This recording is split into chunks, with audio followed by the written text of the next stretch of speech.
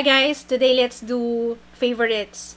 And actually, kakaiba tong favorites na gagawin ko for today kasi lahat ng i-feature ko is local products. So, napapansin ko kasi lately, parang lagi na lang ako nag-feature ng online products. And etong mga i-feature kong products ngayon, lahat available sa mall kasi alam ko naman na karamihan sa inyo mas gusto yung, yung madaling hanapin.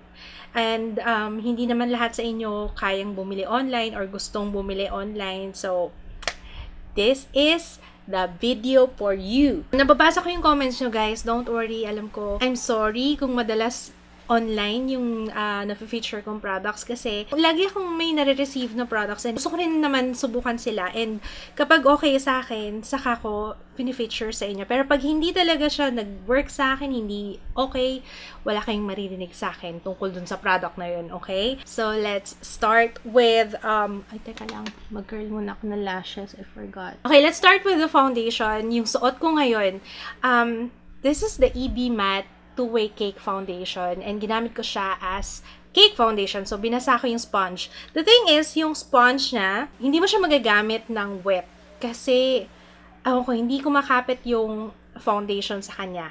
So, ang ginawa ko, nagamitan ko siya nito. Ito galing to sa 698 Mall. Madami naman kayong makahanap ng ganitong klaseng sponge sa department store. For sure, meron kayong makikita ng ganyan. So, yan yung ginagamit ko. Binabasa ko to and then saka ko siya gagamitin. Imbes na liquid foundation yung gamitin mo, okay naman yung coverage niya. I would say siguro mga nasa light coverage. Perfect siya sa mabilisang makeup.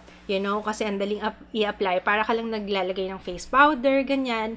Yet, yung kanyang finish, matte yung finish niya. And it's good para sa oily skin. Guys, I highly recommend this kasi mura lang siya and it's EB Matte. Kahit sa grocery, makakahanap kayo ng Everbilena.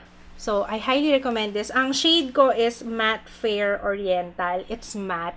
And pwede mo rin siyang gamitin pang touch-up. So, hindi lang siya foundation. Pang touch-up na rin siya. And, so far, okay siya sa oily skin ko. Yun nga lang, syempre, coverage-wise, huwag kang mag-expect ng coverage ng liquid foundation. Pang light coverage lang siya. Siguro, I would say, mga 3 oras, 4 na oras, saka ako magbablot ng face. So, yung oil control niya, average lang. Pero, still, sa presyo niya and sa ease of application, okay na okay sa akin to. EB Matte. Let's move on sa concealer. Ito sa concealer, yes. Yung concealer, rare akong, kung mapapansin nyo, diba, kapag gumagawa ko ng makeup tutorials, ganyan, hindi ako masyadong naglalagay ng concealer sa under eye area. Rare, minsan lang talaga. If I have to brighten it, or kung meron akong eye bags, ganyan, pagpuyat ako, saka ako naglalagay. Pero, hindi madalas. Ang concealer for me, more for spot concealing. For example, meron akong dark spot dito, may peklat ako dyan, may pimple akong pagaling dito. Yun lang yung nilalagyan ko ng concealer. So, first recommendation for the concealer is itong Pink Sugar. Matte siya, and maganda yung coverage niya. Mabilis siyang mag-set. So, it's best for spot concealing. For example, meron pa ba akong tatakpan? Kasi ngayon, wala na akong masyadong tatakpan. So, ang ginagawa ko, lalagay ko muna siya dito sa aking kamay, and then ano ko na. Oh, by the way, if you're wondering, sorry isingit ko na to kasi ang ganda ng watch ko. I don't know if you can see it, pero ayan, from Cherry PH, yan. Ganda, no? One of my favorites din ngayong August. So, anyway, lalagay ko yung link nila sa description box. Ayan na naman ako, online na naman yung binanggit ko. Sorry guys, just in case nakikita nyo kasi ngayon. Ang ganda kasi niya perfect siya kahit anong suot. Alam niyo yun, hindi siya maarteng ternohan. Ito na ba ako? So yun, ilalagay ko muna siya dito sa kamay ko and then kuha ko ng konti. Tapos, saka ako maglalagay sa cheek. So, ito kahit na tapos na yung makeup mo, tapos may napansin kang kailangan i-conceal, yun, maglagay ka lang ng konti. It doesn't affect yung makeup, hindi siya nagki-cake up, kasi syempre spot conceal lang naman. Pero kahit naman nung ginamit ko siya before, parang hindi naman siya ganun ka cakey. Kung gusto nyong baguhin yung consistency niya kasi masyado siyang dry, lagyan nyo ng moisturizer. I suggest yung Eye White Korea na Aqua Moisturizer. Mix mo ng konti. Yun. pack na pack siya. Next one is ito. Hindi ko pa na-post yung review ko nito, but I did review this, yung Super Beauty products. Pero isasama ko na siya ngayon kasi mas mauuna tong favorites ko eh. Oh, by the way, yung concealer pala, yung Pink Sugar Our Little Secret Concealer, hindi ko nasabi yung shade. This one is light medium. Ito namang Super Beauty Tint Concealing Stick is, ang shade nito is medium. Looky. So, ayan. It's matte. Wala kayong mafe-feel sa kanya na lagkit whatsoever. Kaya, isa rin sa pinaka gusto kong concealer to na na-try ko lately. Yan. This is locally available, guys, ha. Ilalagay ko yung page nila kasi meron sila sa Alabang Town Center. Meron sila, I believe, sa mga Cinderella pero piling branches lang. Better check out the description box. Siya nag-cake sa akin. Tumagal siya the whole day. Matte finish, almost powdery yung finish niya, and maganda yung coverage. And yellow undertone. 380 pesos yata ito. A little goes a long way. Convenient for me yung ganito, especially for spot concealing kasi twist lang siya. Ganun-ganun lang yung application ko sa kanya, so it's good. Next one is yung powder. All-time favorite local brand ng powder. Loose powder is itong Nichido Final Powder. I've been using this for ilang taon na. Grabe, ilang taon ko na itong ginagamit. Tapos, ang dami pa rin niyang laman. A little goes a long way. Okay siya pang set ng foundation. Any foundation. And I believe hindi siya nagko-cause ng white cast, guys, ha.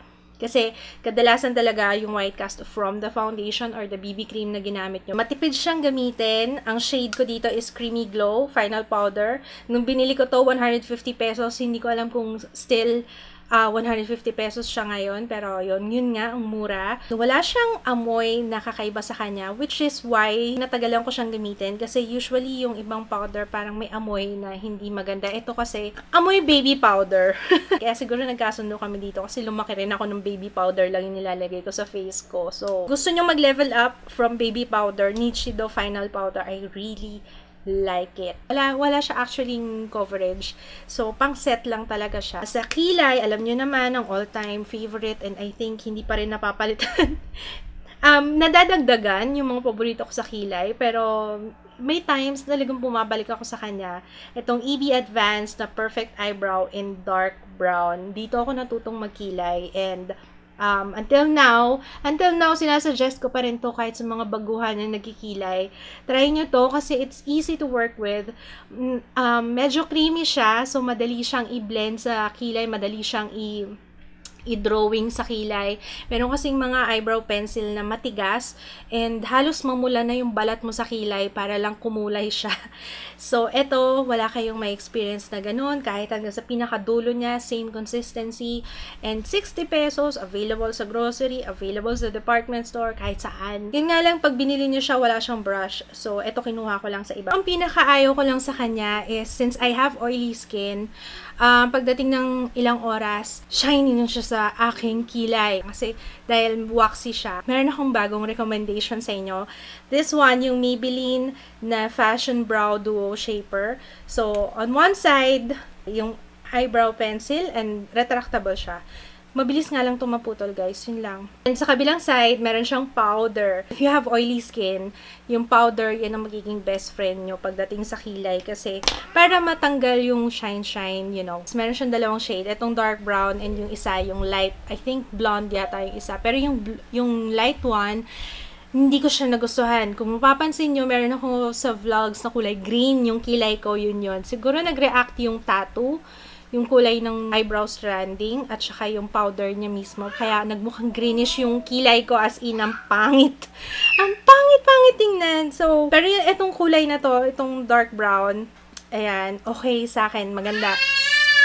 If you want me to do a video kung paano ko siya ginagamit, let me know, comment kayo sa baba. Kasi, mabilis siyang i-apply, and yung itsura ng kilay, it's soft and natural. Kaya, next one is yung Pink Sugar na Honey I'm Good Eyebrow Gel. And alam nyo naman, I've been using this. Ilang beses ko na itong ginamit sa video. What I like about this is tumatagal siya buong araw. So, kahit I have oily skin, okay siya. And okay siya kahit na ipatong ko, kahit na ano. Kasi kailangan ko siya talagang patungan ng eyebrow powder or kahit eyeshadow na brown kasi nga yung aking kilay is very oily, so ang tendency kapag nagsama na yung oil and yung product na to, not a good sight para sa akin. So ginagawa ko, nilalagyan ko siya ng powder, pinapatungan ko ng powder. Ito, pwede mo siyang gamitin as eyebrow mascara, yung para sa hair lang.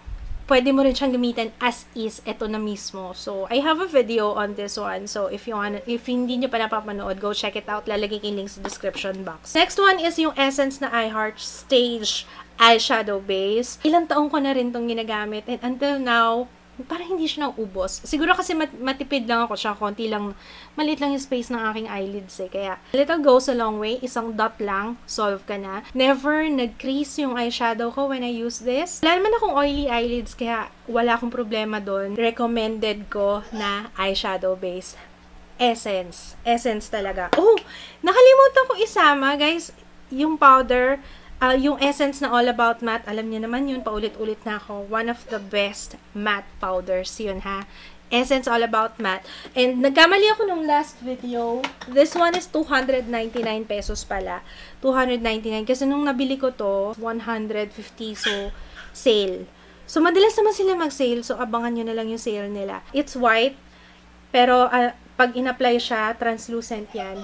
Wala siyang coverage. Okay? Next, eyeshadow. Unfortunately, yung Ever Bilena na Sunset Cafe, wala na sa akin. Hindi ko maalala kung naisama ko. Naisama ko yata siya sa pre-loved sale ko. Pero isa sa mga paborito kong eyeshadow yon locally, yung Ever Bilena na Sunset Cafe. Next one is itong Fashion 21. This is a great everyday na palette, and maliit lang siya. Actually, yung ibang shades dito pwede nyo nang gamitin pang highlight. Ayan, especially, yan, lalo na to. Ang gusto ko dito is pinong-pino yung shimmer niya. Sa presyo niya na 195 pesos, maganda yung pigment, and at the same time, hindi siya yung powdery. Alam niyo yung maraming fallouts, yung parang mas marami pa yung kumalat sa brush kesa sa nai-apply mo sa eyelids mo. Hindi, this ang ganda-ganda nito. Marami kang magagawang looks with this palette. Meron siyang limang klase. Number 4 itong nakuha ko. So, may mga iba pang kulay to. 195 pesos lang. Kahit kunin mo yan lahat,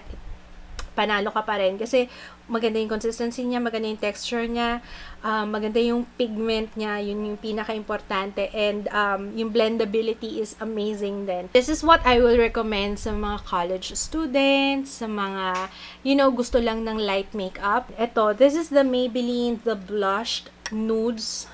Maybelline The Blush Nudes.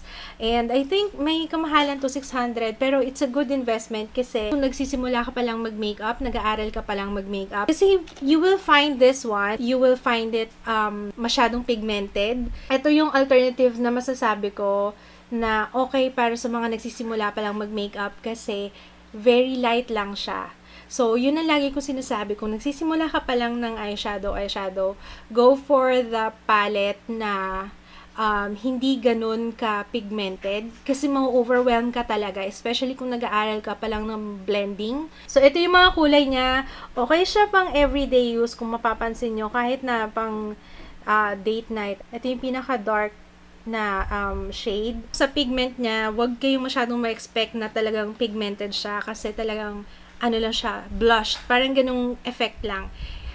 Actually, yun yung gamit ko ngayon, guys. Yan yung gamit ko. Yan ang may recommend ko for beginners kasi madali lang siyang i-blend. Hindi siya overwhelming. Next one, eyeliner. First one is Rosie's Vanity. Ito, lately kasi nagamit ko siya ulit and parang na-compare ko na sila with the recent brands na natatry ko. Alam nyo, for the price na, I think 160 or 180 pesos to, for its price, it's waterproof. And, ang tagal na nito sa akin. Dapat nga ngayon tuyo na siya. Nagulat nga ako kasi binalikan ko siya last week. Sabi ko, try ko nga ulit yung Rosie's Vanity. And hindi pa siya tuyo. To think na ang tagal na niya sa akin. This is much, much better than, yung benefit na The Real na gel liner, yung tinitwist. This is much better kasi ang tagal na. Yun kasi tuyo na. Nagulat nga ako, ba yan? Mas nauna pa tong na-try ko. Tapos yung benefit parang recently lang. And then, tuyo na siya. Waterproof. Never kumalat sa akin. Smudge-proof. Jet black. Yun yung importante. Black as in black na black yung kulay niya. This has been my favorite dati pa. Tapos nung naalala ko, sabi ko nga pala meron ako Roses Vanity. Kasi lagi na lang, ito yung ginagamit ko. Yan. Itong Maybelline na gel eyeliner. Brown. Again, para sa mga beginners, dito muna kayo sa brown. Lalo na kung nag-aaral pa lang kayong mag-wing, ganyan. Through this, mapapractice na yung pag-wing nyo, and then saka kayong mag-move sa black. Kasi kapag sa black kayo nag-start, parang kailangan precise yung kamay mo. Honey I'm Good Eyeliner Duo. So, hindi ko may sasuggest yung eyeliner na this one. Although yung sister ko, gustong-gusto niya to. Pero sa akin kasi, nag-smudge siya. Siguro, ewan ko, kanya-kanyang ano lang siguro. Ang gusto ng ate ko dito is madali yung application niya. Oh. Madali rin i-adjust kung gusto nyo ng makapal, kung gusto nyo ng manipis. So, nakikisama yung tip niya. Yung kabila naman is, ito yung i-recommend ko na pang tight line. Although, hindi siya ganun ka-black, pero still, parang ano lang, shadow effect lang. Pero, tumatagal siya, hindi siya nagsasmudge, hindi siya nagbe-bleed. So, yan, recommended ko na local eyeliner na hindi kakalat when you use it for tight lining. So, okay sa akin to. Honey I'm Good Eyeliner Duo. So, next, mascara. So, I have here dalawang mascara na favorite ko. Yung Fashion 21 Double Up Mascara. Hindi siya waterproof, guys. Pero, okay siya. Kasi yung wand niya, guys, okay sa akin. Manipis. So, nakukuha niya kahit yung pinaka-maiksing lashes ko dito sa lower lash line. Ang ginagawa ko, inuuna ko to and then last na yung heroin make. Kasi, dahil sa wand, yung wand niya kasi, favorite ko yung wand niya. Talagang perfect para sa mga sparse yung eyelashes. Next one, if you're looking for a mascara na talagang pang matagalan, pang, pang harabas, para sa matagal na pagko-commute, lalo na sa mapawisin, ayan, ito. Maybelline The Hyper Curl Mascara. Maghanap na lang kayo ng magandang pantanggal sa kanya kasi this will stay ng 3 araw sa eyelashes niyo kung nako, sobrang kapit niya talaga. Nakahanap na ako finally ng kapalit nitong Sansan Deep Earth Brown. So, actually, hindi naman kapalit. Parang similar na sa kanya. So, nahanap ko itong Detail Make Brow na palette and etong shade na to. Actually, yan yung gamit ko na pang contour today. Yan yung kakulay mismo ng Sansan Deep Earth Brown. Ayan siya. Pwede na siyang pang eyebrows, pwede na siyang pang kilay, pwede rin, pareho lang yun. Pwede na siyang pang kilay, pwede na siyang pang eyeshadow, pwede rin siyang pang contour. So, 3 na yung paggagamitan mo sa kanya. Pwede pa siyang pang highlight. Ito, pang highlight to. So, ayan. Yung Detail Makeover, alam ko meron sila sa Fisher Mall. Meron din yata sa Trinoma. So, ayan. Available yan locally. Sa highlighter, I have 2 recommendations. First one is yung Happy Skin. Although, ito, may kamahalan. Pero, yung sa presyo niya, guys, ang daming-dami nito. Ewan ko na lang kung maubos nyo to ng 1 taon, I doubt. Kasi pag ginagamit ko nga to, talagang dot lang. Sobrang tipid niya. Happy Skin, Glisten Up Highlighter Chick Stick in Champagne. It's really good. Magsuswatch nga ako para sa inyo. Ayan. Ayan siya. Hindi siya malagkit. Para siyang imported na product. Pero, guys, Happy Skin is local brand. Proud ako dito sa brand na. Next recommendation is itong Pink Sugar na Sweet Cheeks Sin City. Ito naman, may pagka gold. Ayan. Ito siya. Ito yung Happy Skin. Ito yung Sin City. Ito naman may pagka-goldish siya. Kung mapapansin niyo, ito may pagka-pinkish. So, champagne nga eh. If you have yellow undertone, mas magiging okay sa inyo to. Ino-complement yung skin color mo. Kung naghahanap kayo ng pang-highlight na katumbas ng mga, yung mga mamahalin, kasi alam ko parang hindi pa ganun ka-in yung highlight dito sa Pilipinas. Pero malapit na tayo matapos, guys. Konti na lang. Blush. 2 yung aking all-time favorite na blush na available locally. So, first one is EB Advanced Fig. Feeling ko okay to sa morena, okay rin to sa mga mabubuti. Yung shade niya is, wow, talaga. Parang ito siya.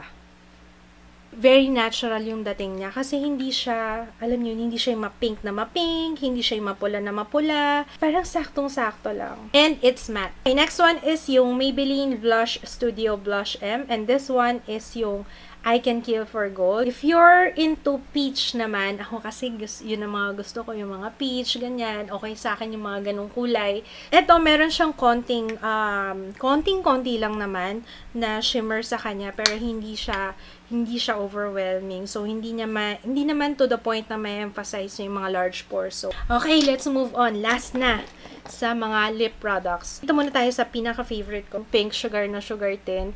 I really love this. And kahit alam nyo, ang dami niyang laman. Nagulat nga ako, sabi ko, parang lagi ko itong ginagamit, pero parang hindi pa siya nauubos. It's a lip and cheek tint, pero never ko pa siyang na-try sa cheeks.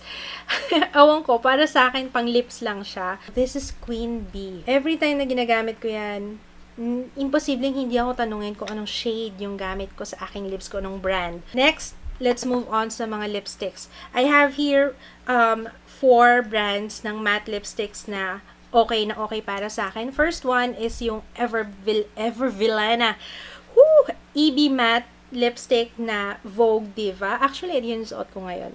Ayan. Ito yung shade niya. The only thing na hindi ko gusto dito, guys, is yung meron siyang tugging sa lips. So, it's not as creamy as I want it to be.